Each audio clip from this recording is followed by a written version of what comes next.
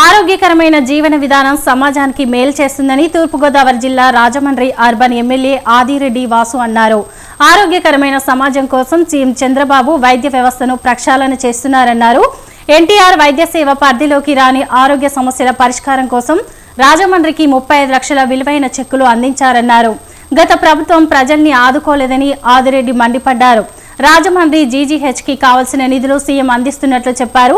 సినిమాలు తీసేటప్పుడు విజ్ఞతతో ఆలోచించాలని ఆదిరెడ్డి సూచించారు. మహిళల్ని కించపరిస్తే చర్యలు తప్పవన్నారు.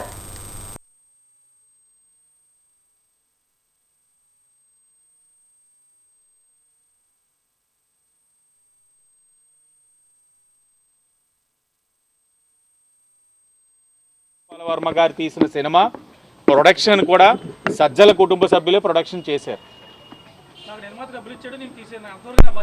తీసేటప్పుడు విఘ్నతతో ఆలోచించాలి కదా. దేవుడు నీకంటూ ఒక బుర్ర ఇచ్చాడు, ఆ బుర్రలో నువ్వు విఘ్నతతో ఆలోచించాలి కదా. 5 సంవత్సరాలు జగన్మోహన్ రెడ్డిని మెప్పించడానికి ఇష్టం వచ్చినట్లు రాంగోపాల్ వర్మ నోటికి వచ్చింది మాట్లాడాడు. ఆయన కానీ శ్రీరెడ్డి కానీ ఇలాగ అనేక మంది వాళ్ళన్నీ చేసి ఉన్నారు. ఈ 5 నెలల అధికారంలో మేము వచ్చున్నాం కూటమి. ఎక్కడైనా సరే వారిని కానీ జగన్మోహన్ రెడ్డి గారిని కానీ వారి కుటుంబ సభ్యులు కానీ ఎక్కడైనా సరే మీకు కించపరిచేటట్లు మాట్లాడుతూ ఉన్నావా? వాళ్ళ ఇళ్లలో ఆడవాళ్ళని మేము ఎక్కడైనా సరే అవమానపరుస్తూ ఉన్నావా?